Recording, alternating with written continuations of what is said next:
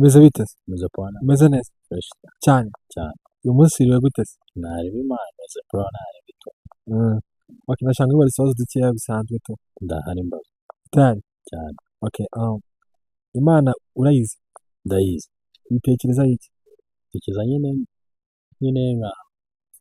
nka entity, ni nka kumufata nyine nka kumva ko ari nk'ikintu mu muntu.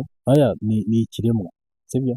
Ni ikintu kiremanye, cyaraturemye, wenda ntabwo nzi ngo cyaturutse, gusa icyo nzi ni uko ari ikintu kiturema, kandi akaba ari ikintu nyine kiri hejuru y'ibindi byose. Yesu. Yesu tumufata nk'umwana w'Imana. Okay, so mbese ikindi kibazo cy'ingenzi. Aka kanya uramutse upfuye nonaha wajyayo? Kandi ndamutse si kuzimu se. Come on. Mbese ntabwo biguteye ubwoba? Oya, ubwoba umuntu apfa kubugira, sibyo? Ariko nyine trying kubyirengagiza cyangwa akareba ko hari ikintu yabikoraho. Ndagukunda rero kuko nashaka kujya urimbuka. N'ubundi rwose like Ubutumwa bwiza urabuzi? ubutumwa bwiza bwo muri Bible. Yego, ubuzi iki? Gusa ko ari ikintu nyine ari amagambo yometswe n'Imana. That's the first thing.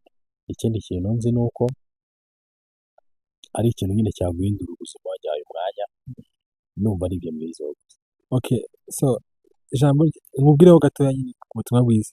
Nta kibazo. Ijambo ry'Imana nyine riravuga ngo kuko bose bakoze ibyaha bagashyikira ubwiza bw'Imana. Bivuze ngo nta muntu n'umwe kuri iyi si nyine ukora neza ku buryo yajya mu ijuru. Nyine kujya mu ijuru ugomba kuba utarakoze icyaha, nyine uri umukiraha, kandi biragoye ko ino si yuzuyemo ibitego, yuzuyemo ibyaha byinshi. Biragoye ko wajya mu ijuru udafite, nyine biragoye ko twe twajya mu ijuru uko twirebye ukuntu, ko dusanga twavuze nabi, utavuze nabi yararakara, utarakaye agira umushiha. Nyine biragoye ko muri make tugendeye kuri iyo principe nta n'umwe wazarijyamo. Siko ubibona? Uko mbibona. Kubera ko ninde se nyine ukiranuka, ninde udakora amakosa? Nta muntu udakoze. Ninde udakora icyaha? Ntawe udakora icyaha. Exactly. So rero Imana yari ibonye ibona ko ku mbaraga zacu twe tutabyishoboza, sibyo? Noneho ikintu yakoze ni iki? Nibwo yatanze umwana wayo w'ikinege.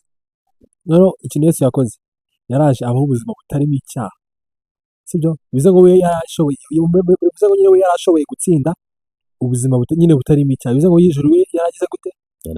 Yararibonye. Noneho yabaye adafite icyaha. Noneho muri make we yagombaga kujya mu ijuru adapfuye, kuko nyine urupfu rwazanywe n'icyaha, sibyo? Wibuke Adamu akimara gukora icyaha, nibwo Imana yahise ivuga ati tuzaba igihe gitoya dutangiye dupfe, kuko mbere babaga iteka ryose. Bivuze ngo icyaha cyazanywe n'urupfu. Urupfu rwazanywe n'icyaha. Ntabwo wibaza impamvu noneho Yesu we yapfuye kandi yarabaye ubuzima butari icyaha. Njya mbyibaza. Okay, ukangubwira uko byagenze. Sasa we ibyo yakoze, yapfiriye sasa abanyabyaha, babandi sasa badashobora kubaho ubuzima bufite icyaha, abandi badashobora kubaho ubuzima butarimo icyaha.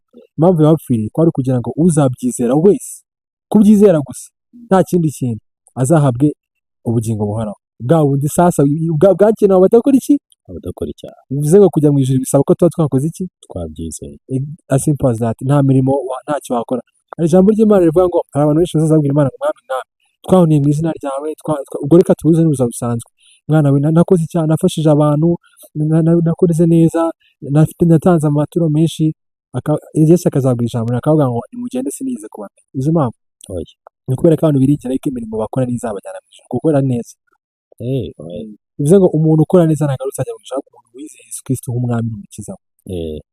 Ijambo ry'Imana mu Baroma 19 rivuga ngo iyo niwatuza akanwa kawe ko Yesu Kristo ari umwami, ukizera ko Imana yamuzuye, uzakiza. Kubyatura gusa. Ntabwo ari byiza. None se kanongeye ngo ikindi kibazo. Aka kanya ndizeye neza ko upfuye wajya mu ijuru. Birashoboka ko wajya mu ijuru? Ubwo numva byizeye ko bishoboka. Kubera ko bisaba ko watuza akanwa kawe by'uko Yesu Kristo ari iki? Ari umwami. Ibyo ako kanya. Warabikoze?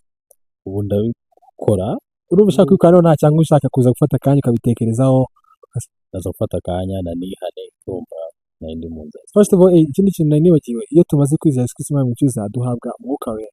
Umwuka Wera ikintu akora, adushoboza sasa kureka bya bintu, kugendera muri za nzira nyine, kureka bya byaha bitugora, kubaho bwa buzima Yesu Kristo yabayemo. Ko yavuze ngo nzabohereza umufasha uzabafasha kubaho nyine, uzabibutsa ibyo nababwiye byose, ndetse anabafashe kwitondera amategeko yanjye. Bivuze ngo ntabwo twe tubyishoboza, kuko twebwe iyo tugerageje nyine twarirwanirira ibiranga, aricyo Yesu Kristo we yaje gukora kugira ngo adushoboze ngabe ubuzima butarimo icyaha. Twizeye ibyo yakoze, nitumara duhabwe Umwuka Wera udufasha sasa kubaho bwa buzima muri righteous. Niyo mpamvu bisanga batangiye guhinduka, asigaye ariko inzoga, asigaye atangiye kureka amafuti, byose nta kindi kimufasha ni Holy Spirit, kuko we ubwe ntiyabyishoboza, kuko icyo umubiri ushaka ntabwo ari kimwe ukaba ashaka. ndabyumva cyane wareka se nkagusengeraho gatoya basi. nta kibazo rwose. Uwiteka uri Imana ikomeye, uri Imana ihambaye, ndagushimira bw'umuvandimwe, ndagushimiye Kristo yuko wemeye kubona ko tuganira na buno bugingo, niwemeye yuko aza tukaganira Kristo. Aka kanya mwami yemeye ko agiye gutekereza, agiye kuza kugenda akitekerezaho, akaba agiye gufata umwanzuro agahinduka, akakwakira nk'umwami n'umukiza w'ubugingo bwe. Ndakwinginze kugira ngo ukingure umutima we data, ubashe kubihabwa, ubashe kubishyurirwa. Ndasenze muri kano kanya kugira ngo umure kubitekerezaho.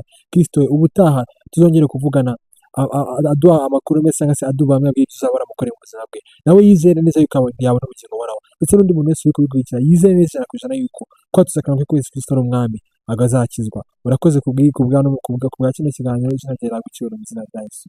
Amen. Asante bro. Amen. Sawa.